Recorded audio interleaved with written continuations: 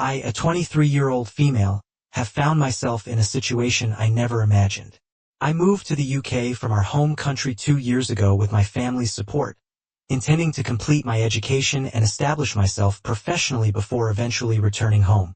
My parents helped me financially with the move, and the understanding was that I would use my time here to improve things for our family, particularly for my sister's older son, my nephew, an 11-year-old male. I was made his guardian so he could eventually come live with me in the UK, learn English and have better opportunities. But everything has changed over the past few weeks, and now I don't know if I can ever go home. 3 weeks ago, I confided in my sister, a 30-year-old female, about something personal. I told her that I no longer wanted to marry the man I had been engaged to back home. I had agreed to the engagement initially out of duty and because it was expected of me, but over the past 2 years, I've come to realize that he and I aren't right for each other. And on top of that, I've fallen in love with someone else here in the UK.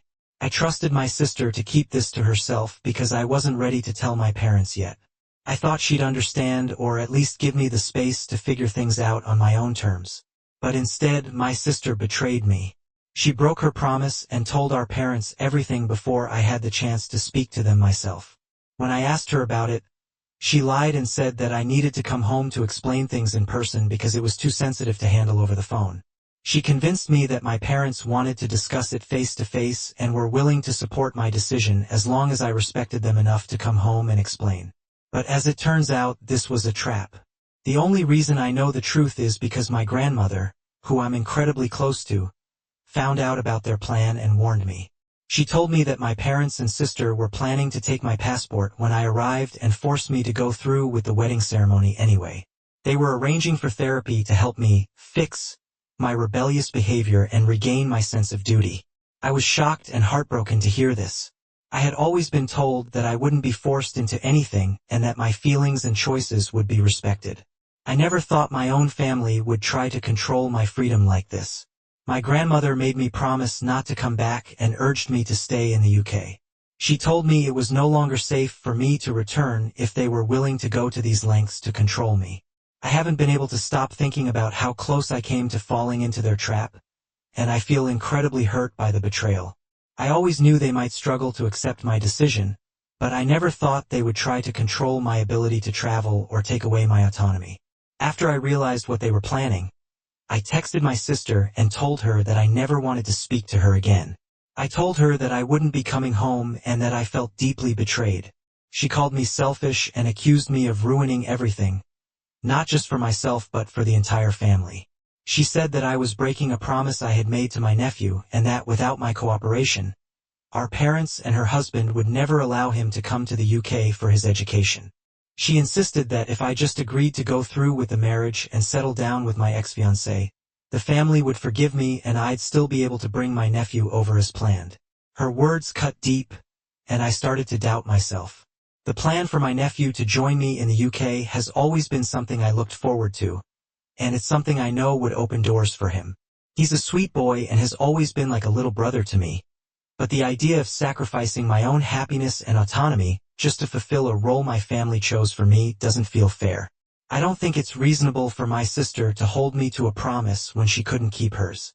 Since then, I've received a barrage of messages from my parents, my sister, and even her husband.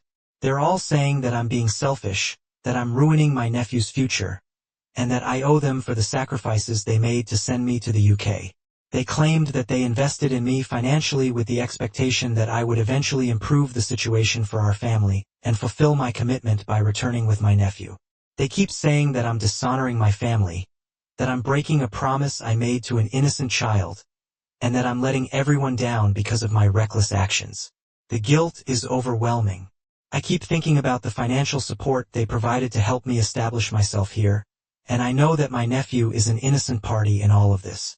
But at the same time, I feel that it's unfair for my sister to hold me to a commitment she manipulated me into making. I can't help but feel that she's the one who created this mess by breaking my trust and trying to trap me in a marriage I no longer want. If she had respected my choice and given me time to approach my parents on my own terms, maybe things would have turned out differently. I'm torn. Part of me wonders if I should go back to fix things, even if it means putting my own happiness and freedom on the line, just to ensure my nephew gets the opportunities he deserves. But the other part of me knows that going back would mean sacrificing everything I've built for myself, and I'd be doing it for people who clearly don't have my best interest at heart. Would I be the a-hole if I refused to go home and honor my commitment, even if it means my nephew might lose his chance at a better future?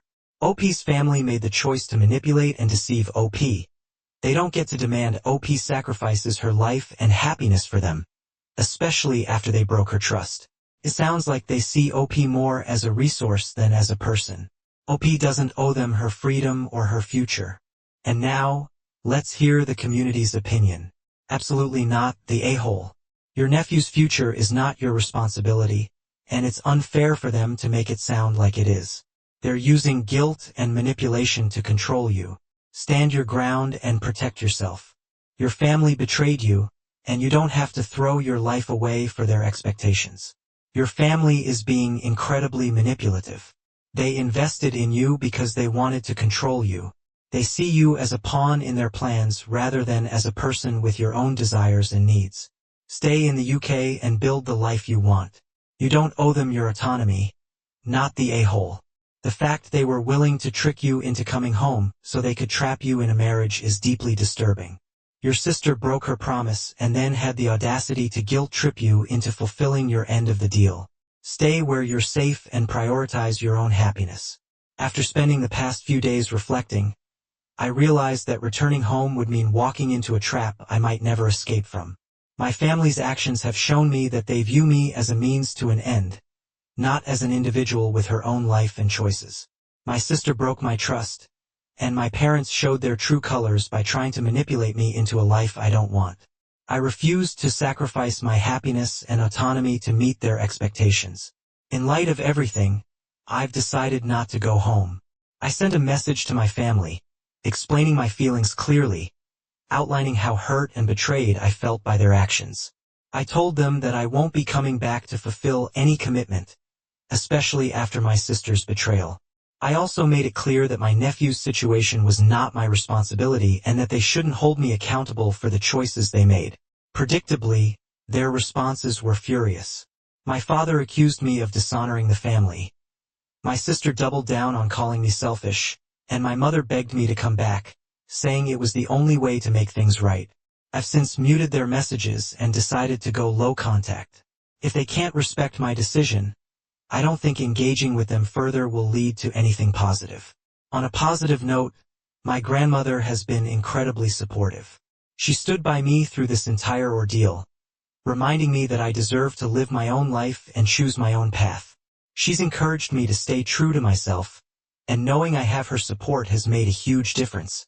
She's even mentioned the possibility of visiting me in the UK someday, which fills me with so much joy and hope. As for my nephew, I feel sad for him, but I know this situation isn't my fault. I can only hope that as he grows up, he'll understand that the family's choices are their responsibility, not mine.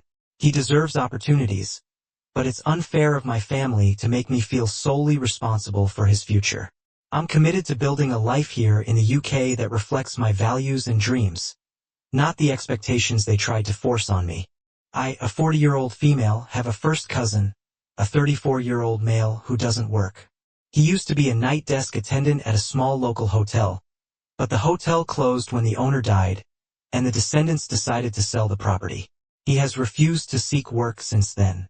He says that most entry-level jobs he would consider either require customer service skills, which he doesn't have and doesn't want to learn, or are really boring. He was offered a stockroom-type job at a mom-and-pop tortilla factory, but he thought it would be intellectually unstimulating.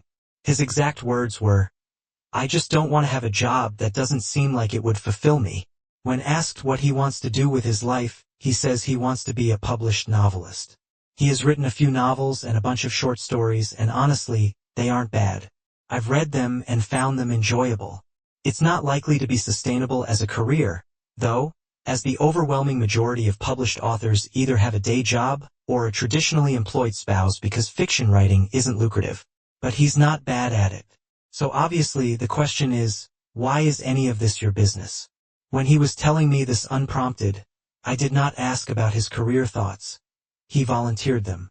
He said that his parents would keep supporting him until he became a successful novelist. And if they became unable to do so, passed away or didn't have the money to do it, the family could keep supporting him. At this point I said, what?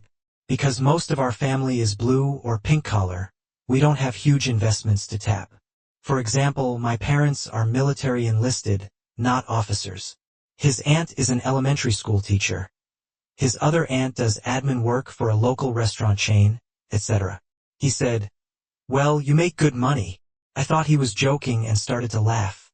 I do make decent money. I went to college for engineering on a scholarship. He's not wrong, but financially supporting my younger cousin for the rest of my life is not what I have any intention of doing with that money. Honestly, since I'm infertile, what I intend to do with that money is adopt and then support a child of my own, as adoption isn't cheap. He was deeply offended and said that since I am privileged financially, that I need to be ready to support him when his parents' money runs out. I said that that was frankly delusional, given that he can work, he just doesn't want to. He said that it was wrong of me to laugh at him and that I was acting like a one-center. Your cousin is delusional and entitled. You have no responsibility to support his lazy lifestyle. Tell him you're offended that he expects to be kept in comfort off of your blood, sweat, and tears. Whatever your plans are with your income are not his business, not the a-hole, not the a-hole. He's not just delusional. He's entitled, selfish, and lazy. His life choices are not your responsibility nor anyone else's. It's incredibly out of line for him to even think you owe him lifelong financial support because he thinks he's above working, which is ironic given he made the one-center insult. Let him learn the hard way, not the a-hole. You're not privileged financially. You're working and he's not. You owe him nothing if he doesn't want to work. That's his prerogative, but he can't expect other people to pick up the slack. My husband and I recently separated and are in the process of getting divorced. I'm 39, and he's 44. My original plan was to leave with our 4 kids, ages 3, 5, 7, and 9, and live with my mother in another state. However, his mother suggested that I live with them instead, so she could help me out with the kids. His parents are in their late 70s and early 80s and are retired, while my mother is in her early 60s, single, and still works full-time from home. At first, I turned down the offer because I wanted nothing more to do with my ex, emotionally aggressive, immature, reckless, or his family. But I actually have a good relationship with my in-laws, and they've always been supportive.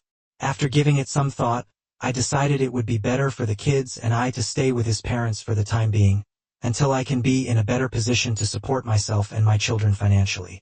During our 11-year marriage, I was a stay-at-home mom for 9 years and also homeschooled, so getting back into the workforce was a huge transition.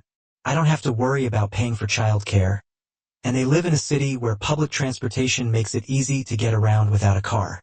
My mother, on the other hand, wouldn't be able to help out with childcare as much because she works a typical 9 to 5, Monday through Friday, and she lives in a state where having a car is a necessity. So, I chose the latter out of practicality. The problem is, shortly after I left my husband, he moved back to the same city where his parents live. He says it was because he wanted to be closer to the kids, but he left an apartment and a full-time job to move to a place with a much higher cost of living. Because of this, he's relied on his parents to give him a place to stay while he was trying to find a place to live, and this obviously caused a lot of stress for me. Since then, he's found a place, but he lacks proper boundaries. I've told him that he can visit the kids on his days off and that he needs to let me know in advance when he plans to come over. However, he believes since it's his parents' house, he feels entitled to come and go as he pleases. I've explained to him that we're in this situation, so it would be best if he respected my boundaries. He'll sometimes stop by unannounced, or he'll tell his parents he's coming over and not inform me. Just yesterday he said he wanted to sleep over, it was his day off, and I promptly said no, as it was inappropriate. I left him for a reason, and the last thing I want to do is share my personal space with him. We're also Muslim, and since we've separated, I have to wear hijab, observe Mahram dress by covering everything except my face and hands when he's around. I told him that as long as I'm living here, he can't sleep over, and he needs to let me know at least 24 hours in advance when he plans to stop by. Am I the a-hole in this situation for asking him to give me some space, even though I'm in his parents' home? Not the a-hole, but hear me out. No matter how good your relationship is with your in-laws, they are still his parents first. As long as his parents don't tell him that he is not welcome into their house, you have no right to tell your ex when he is allowed in a house that's not yours. If you want to be properly separated, then you have to 1. Move with your mom, or 2. Move out of their house. Perhaps you can ask your mom for a small financial help to pay the rent the first few months. Unfortunately, it isn't your personal space. It is his parents' personal space, which they are graciously sharing with you while you get on your feet. This situation requires compromise. If he wants to stay overnight at his parents', can you stay at his empty apartment? I think the notice before coming around makes a lot of sense. Who wants to be covered 24/7 on the off chance he will pop in? Not the a-hole, but y'all need to all come to an agreement. Everyone sucks here. You don't have the right to stop him from going to his parents' house unless his parents also don't want him to be there. It's their house and his family. Whilst I get your reasoning, it seems like a terrible idea and puts his parents in a terrible situation with their own son. I, a female aged 27, met my husband Roger, a male aged 25, 5 years ago at college, and we started dating, meeting each other's families and friends, and got married last year. One of Roger's best friends is Camila, a female aged 26, as they met junior year of high school. Roger had feelings for Camila for over 2 years before he got over her. 5 months later is when he met me. I'd be lying if I said I didn't have issues and insecurities with Camila in the beginning. I was already wary of Roger's previous feelings, and Camila rarely ever tried to initiate conversation and just acted nervous with me. On top of that, Camila acted touchy with Roger, hands around his waist during photos or pats on the head or shoulder. While she's touchy with all her friends, it felt hella inappropriate and disrespectful. I politely asked Camila to stop, and she apologized but got defensive. An argument happened and we were always on icy terms after that. Our friends all knew it too. Roger assured me he loved me and had no feelings for Camila, and I continued to trust him after that. Over a year ago, Camila got engaged to her boyfriend of now 3 years, Lucas, male 26. However, my parents announced a month ago that they planned and paid for a surprise visit for the family to go to New York in early September. My dad is going down there to meet some college friends, and he figured it'd be fun for everyone to go down that weekend. Excited, I told Roger last night we had to go, but he reminded me that Camila's wedding was that weekend. Roger said he, Camila, and their friends also wanted to watch season 5 of some show called Cobra Kai, and that he had already told her we would both go. Frustrated, I told Roger that I was already willing to go in the first place, despite the fact that Camila and I don't get along, and I was only doing it for him. I knew how much of a history the two had and how close they stayed, so I genuinely did understand. However, I told Roger that family commitments have to come first, and that he can't disrespect me and my family by turning this trip down. Roger said that he was sorry, but Camille has been there for him since they were teenagers, and that he didn't want to miss the special day of one of his best friends getting married. I cried a little as it seemed he was prioritizing this one girl he knows, who gets under my skin, over his own wife and in-laws. This led to a really bad fight, and Roger packed his bag and left the house. My parents respect Roger's decision, but my brother and sister-in-law agree with me that Roger should come. My friends are split on this, and Roger's been staying at a buddy's house since last night. Some of Roger's friends have texted me that I'm being unreasonable and selfish, but Camila and Lucas have not said anything to me. Am I the a-hole? Sorry, but yes, the a-hole. Roger can't be expected to cancel a long-standing invitation to go on a trip with your parents, and it's really unreasonable for you to try and insist that he should. This is not a family commitment. It's a trip that was only thought of a month ago. Etiquette-wise, you just can't cancel a prior arrangement like a wedding unless it's unavoidable. This is not that situation. The fact you don't like Camila is completely irrelevant. You need to grow up a little. Yes, the a-hole. This sounds a lot less like it's about a family commitment and a lot more like it's about your own personal victories, particularly against Camila. I think you're already beginning to learn this for yourself when you initiated me versus her against a long-term friend because of your jealousy. Then you will lose. The fact that your husband sticks to his commitments when he makes them and doesn't abandon his friends is admirable. He deserves respect, which is something you didn't give him when you trampled all over what was important to him. Good luck trying to save your marriage, yes, the a-hole. You, as a family unit, committed to go to Camila's wedding before your father conveniently invited you on a work trip. You committed your husband to something without even asking him, knowing full well that you already had plans for that weekend. How are you not the a-hole here? I hope Roger goes to the wedding alone because you honestly sound like a wet blanket. I'm sure Camila would also prefer that you not attend, not because she is after your husband, but because you are a complete jerk. Edit. People need to stop assuming this has to do with my insecurities or dislike of Camila and her friendship with Roger. I've already admitted to being insecure in the beginning before Roger and I talked about it, but regardless, Camila still gave me reasons to be suspicious with the things I described in my post. Is my family over this one girl that I'm on iffy terms with? Anyone in my situation would prioritize the former. I understand why Roger is upset, but he needs to see my point of view more, and I've been trying to see his also. Side note.